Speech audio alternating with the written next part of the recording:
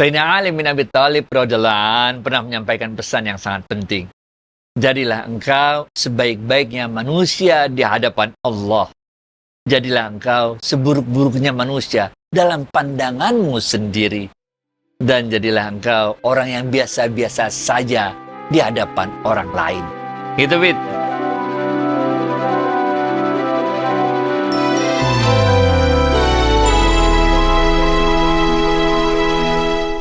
Assalamualaikum warahmatullahi wabarakatuh, sahabat Smart Skill School. Semoga kita semua selalu dalam lindungan Allah Subhanahu wa Ta'ala. Amin. Sahabat, jangan lupa untuk turut menyiarkan tausiah Adi Warman ini agar supaya bisa membantu sahabat-sahabat lain yang membutuhkan motivasi-motivasi Islam. Yuk, kita sambut saja Ustadz kita, Ustadz Adi Warman Azwar Karim. Ustadz, Assalamualaikum, apa kabar? Waalaikumsalam warahmatullahi wabarakatuh. Sehat, berkah, bahagia selalu ya Allah. Amin. Amin, alhamdulillah. Ustadz, sudilah kiranya menjelaskan apa maksud dari kata-kata yang di depan tadi. Masya Allah, ini kalimat yang dalam sekali dari Sayyidina Ali bin Abi Thalib radhiyallahu anhu. Di hadapan Allah, kita harus berusaha menjadi manusia yang sebaik-baiknya. Sebagaimana yang diharapkan, diberikan tuntunannya oleh Allah dan Rasulullah SAW. Kita harus berusaha untuk menjadi orang yang sebaik-baiknya manusia di hadapan Allah. Tapi di hadapan diri kita sendiri, karena kita tahu persis kelemahan-kelemahan kita, kita tahu persis dosa-dosa kita, kita tahu persis ketidaksempurnaan diri kita, maka jadilah kita orang yang seburuk-buruknya di hadapan diri kita sendiri. Karena kita tahu persis betapa banyaknya kesalahan, kekeliruan, buruk sangka, kotornya hati, segala macam yang tahu kita sendiri. Di hadapan diri kita sendiri, kita jadi orang. Kita selalu merasa bahwa diri kita masih bisa lebih baik lagi, lebih baik lagi, lebih baik lagi.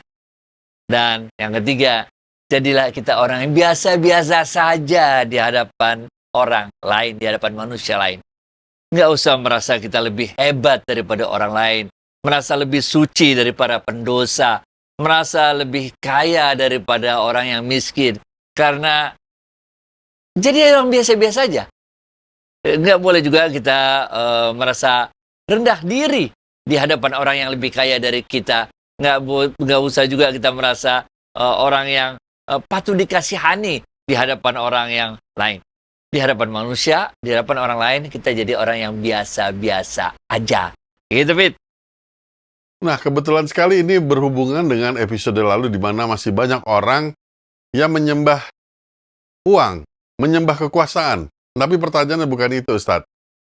Bagaimana kalau dalam posisinya yang terbalik, di mana kita mempunyai kelebihan rezeki, kita mempunyai kekayaan. Bagaimana kita bersikap, Ustadz? Waduh. Oke. Kalau itu, ini ketemunya di kitab Majmu'ah Rasail Imam Ghazali. Imam Ghazali menjelaskan 9 adab bagi orang kaya. Nah, ini. Ada 9 adab bagi orang kaya. Yang pertama, sebagai orang kaya, kita harus punya sikap tawadhu. Nah, karena kita tahu bahwa kekayaan kita itu adalah amanah, adalah takdir yang ditentukan Allah untuk diri kita, sehingga kita tidak boleh merasa jumawa dengan kekayaan kita tersebut. Yang kedua, kita harus menjaga diri dari sikap takabur. Karena kita merasa kaya raya, kita bisa terdorong untuk bersikap takabur. Gampang. Ada duit. Wah, nggak boleh. Yang ketiga, kita harus selalu memiliki rasa syukur kepada Allah. Setiap nikmat yang Allah berikan pada kita, bersamaan dengan nikmat tersebut, terkandung di dalamnya rasa tanggung jawab. Nah, oleh karena itu yang ketiga, selalu bersyukur, la in syakartum la azidannakum. Siapa-siapa yang bersyukur akan aku tambahkan nikmatku padanya. Yang keempat, kita harus selalu berada dalam kebaikan, kebajikan. Dengan kekayaan yang kita miliki, kita harus menjadi orang yang menjadi jalan. Kekayaan itu harus menjadi alat, jalan untuk kita untuk selalu berbuat kebaikan. Demi kebaikan, jangan sebaliknya dengan kekayaan itu, kita gunakan kekayaan itu untuk melakukan berbagai maksiat. Yang kelima, Kita harus selalu menunjukkan muka yang berseri-seri, muka yang bahagia, yang senang kepada orang-orang yang miskin, pada orang-orang yang fakir. Oke? Jangan malah di antara orang miskin kita belaga ikutan sedih segala macam, sehingga nggak ketahuan kita orang kaya. Supaya nggak diminta-mintain duit. Jangan. Kita harus menyantuni mereka dengan muka yang berseri-seri, ketemu, wah, apa kabar, apa kabar. Kalau perlu diajak makan, perlu ajak minum. Kalau nggak usah. Asal sekedar mereka itu dianggap keberadaannya. Kita tegur, kita sapa. Itu udah menyenangkan hati mereka, karena mereka merasa walaupun mereka miskin, tapi mereka tetap dianggap keberadaannya, ditegur dengan baik oleh orang kaya tersebut. Yang keenam, kita menjawab salam pada siapapun. Orang kaya, orang miskin, nggak orang sehat, orang sakit. Jawab semua salam. Karena menjawab salam ini wajib. Jangan sampai kita sebagai orang kaya, karena kita merasa orang kaya, kalau ada orang bilang Assalamualaikum, kita belaga nggak kenal atau mencuekin aja. Nggak boleh. Ya. Yang ketujuh, kita selalu menampakkan bahwa diri kita seorang yang selalu berkecukupan. Kita paham, orang kaya kadang-kadang juga nggak punya duit, benar nggak? Kan namanya juga kaya miskin, itu duit kan turun naik. Kadang-kadang kita sendiri juga nggak punya uang, lagi yang punya uang. Tapi simpanlah kefakiran dan kemiskinan sesaat kita itu. Karena bentar lagi dapat duit lagi. Jangan malah kita ngomong sama, saya juga lagi nggak punya duit, segala macam. Padahal sebetulnya masih ada ini, nomor 7. Jangan ya.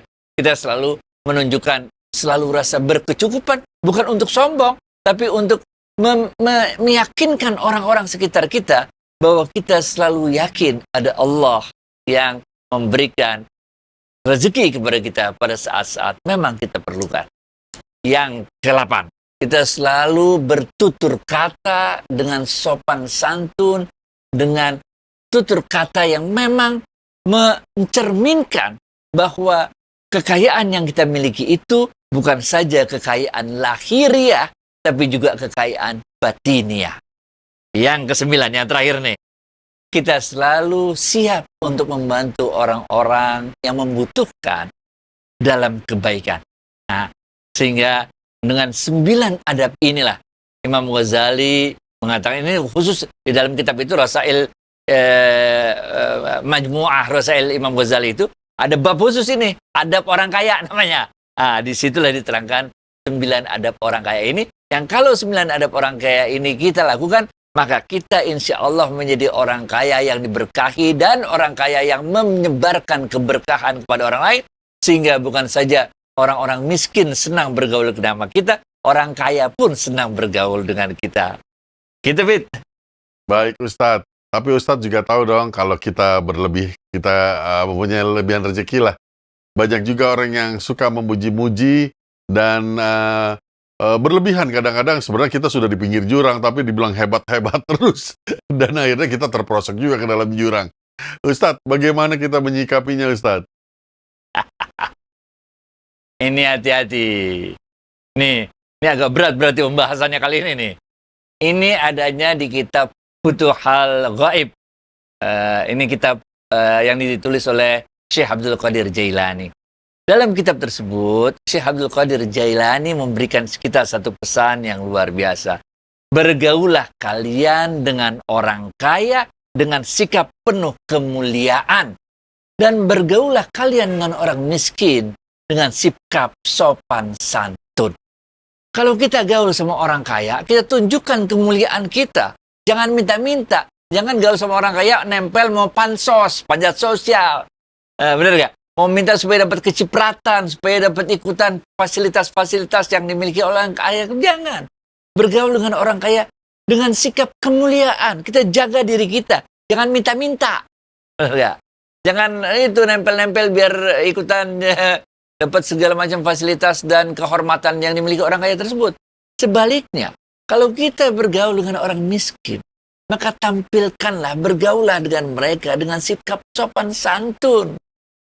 Orang miskin itu, kalaupun kita nggak sanggup pada saat itu, nggak punya uang untuk kasih sedekah, untuk kasih hadiah, untuk memberi mereka makan, paling enggak kalau dengan sikap sopan santun kita itu, yang kita tunjukkan kepada orang-orang miskin itu, dia telah merasa diuwongke, dianggap orang walaupun mereka orang miskin. Ini. Oleh karena itu, kalau kita sebagai orang kaya, benar gak? Karena kekuasaan yang kita miliki, kemudian ada orang-orang yang datang ke kita untuk pansos tadi, benar gak? muji-muji kita segala macam. Janganlah. Kalau kita terambung-ambung karena pujian orang, maka kita juga akan cepat sekali rontok, ambruk ketika orang-orang yang memuji-muji kita itu pergi dari diri kita, nggak mau lagi dekat-dekat dari kita, karena pada saat itu mungkin keadaan kita tidak lagi kaya. Kaya kan nggak seterusnya. Kaya kita dipuji-puji di lambung-lambung, begitu kita miskin, semua orang kabur dari kita. Ente bisa tergangguan jiwa, kejiwaan kalau kayak gitu tuh. Baik, Nah, itulah seharusnya kita kan hanya mencari pujian dari Allah semata ya Ustadz. Betul, betul. Baik Ustadz, ini ada sahabat yang seorang istri yang mempunyai pasangan menderita kelainan narcissistic personality disorder. Narcissistic personality disorder. Ya, ini adalah suatu gangguan kejiwaan sebetulnya. Jadi ini bukan soal karakter, bukan apa. Ini satu gangguan kejiwaan yang sebabnya itu macam-macam. Ini dalam ilmu psikologi dipelajari panjang lebar. Bisa jadi karena ketika kecil itu memang orang tuanya mendidik dengan gaya pendidikan tertentu, sehingga anaknya itu memang sejak kecil udah diajarkan untuk sombong. Anaknya itu udah diajarkan supaya jadi orang yang merasa penting sedunia itu. Anaknya itu harus mendapat perlakuan yang istimewa, bisa gitu. Tapi bisa kebalikannya juga. Ketika dia masih kecil, mungkin dia mengalami tekanan hidup yang berat, kesulitan-kesulitan hidup yang sedemikian rupa, sehingga akhirnya itu karena dia merasa selalu dikecilkan, dibully, diapain sama orang-orang sekitarnya, sehingga timbul sebagai bentuk perlawanannya, mekanisme pertahanan dirinya, menunjukkan diri sebagai orang yang hebat, melebihi daripada keadaan yang sesungguhnya. Nah, ini udah berkebalikan, benar nggak? Bisa juga yang ketiga, karena budaya tempat dia dibesarkan itu, memang budaya orang-orang sombong gitu, orang-orang pokoknya gitu, harus jadi perhatian orang, kalau ada apa-apa, kalau perlu orang itu dia sakitin, dia nggak sensitif kalau orang itu tersinggung dengan gaya dia yang ngejago, nyombong, apa segala macam. Nah, ini namanya narcissistic personality disorder. Nah, kalau ini dibiarkan terus, biasanya kalau aksi kecil itu kan supaya membuat anak percaya diri, ya. Tapi kalau terus-terusan ini dibiarkan sampai lama, dan ketika keadaan-keadaan tertentu, ini narcissistic personality disorder ini, dia biasanya sifatnya itu memang terbuka. Memang kelihatan orangnya kayak begitu. Secara konsisten hidupnya kayak gitu. Pokoknya ngejago, pengen jadi perhatian orang, pengen merasa penting, terus segala macam. Tapi ada juga jenis yang kedua, yang namanya covert. Covert itu artinya tersembunyi. Dia baru meletup keluar kalau terjadi sesuatu. Kalau terjadi ada krisis yang menimpa dirinya. Biasanya itu krisis pertama ini masalah pekerjaannya. Kalau ternyata di kerjaannya dia dinilai oleh bosnya jelek. Nah, itu bisa muncul tuh. Tersinggung dia. Mengapa saya udah kerja begini kok dianggap jelek? Yang bisa juga dia karena dipecat, PHK. Itu juga begitu. Karena merasa dirinya tidak diperlakukan adil. Kok saya yang dipecat? Kenapa nggak orang lain yang dipecat? Macam-macam itu. Bisa juga itu krisis itu muncul karena patah hati. Ini banyak nih. Atau karena perceraian.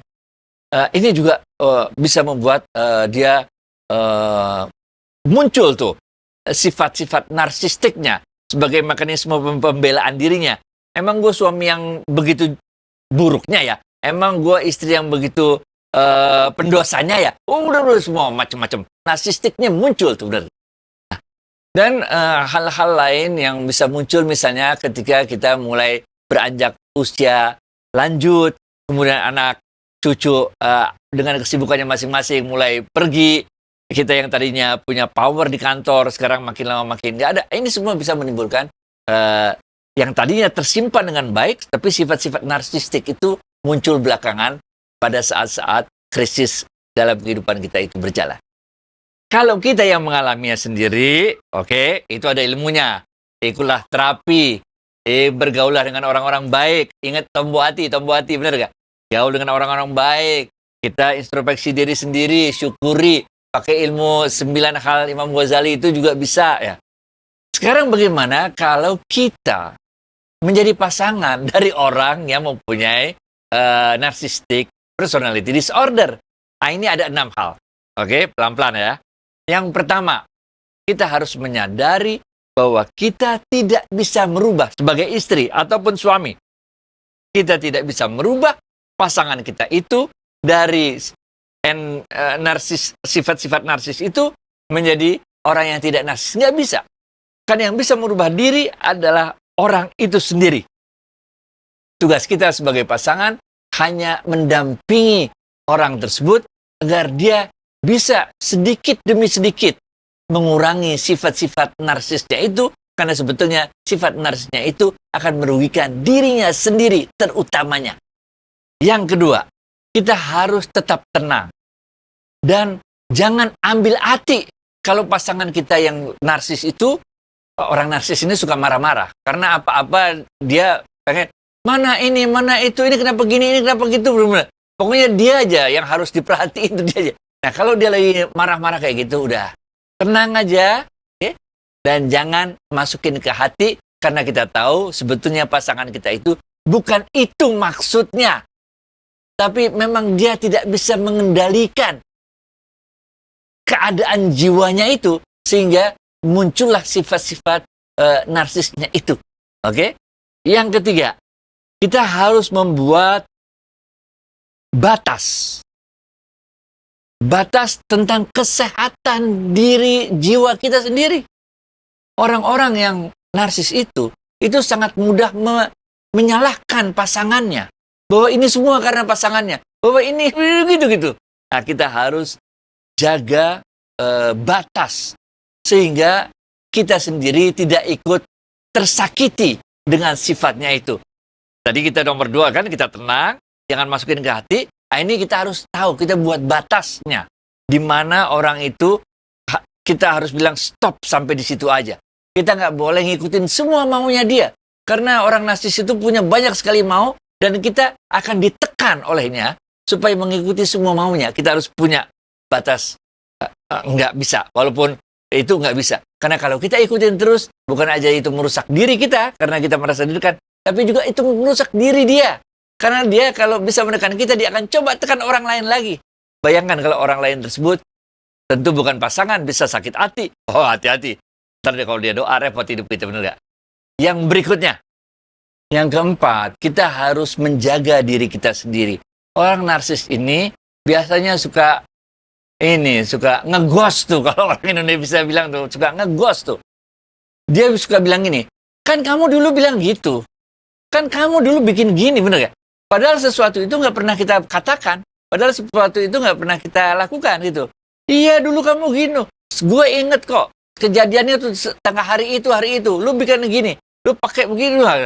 Padahal kita nggak pernah melakukan itu. Ah, ini kita harus protect yourself. Kalau perlu ya. Kita kalau ada sesuatu yang kita omongan gitu yang bisa jadi dipelintir-pelintir, kita bahkan kita catat. Enggak, gue nggak pakai istilah itu waktu itu. Gue nggak bilang lu bego gitu. Yang gue bilang, apakah nggak lebih baik kalau kita begini ya gitu. Enggak, lu bilang waktu itu lu nuduh gue bego kan. Lu bilang gue ini suami yang goblok kan, suami yang bego, nggak bisa cari duit. Semua segala macam itu. Lu dulu bandingin sama cewek yang anu kan, segala macam. Sesuatu yang nggak pernah kita katakan. Kita ngomong apa, dia nanggep apa, lalu dipelintir sama dia, lalu dia balikin ke kita. Nah, ini kita protect yourself. Kita bilang, enggak, saya nggak pernah ngomong gitu. Ini saya punya catatannya bahkan.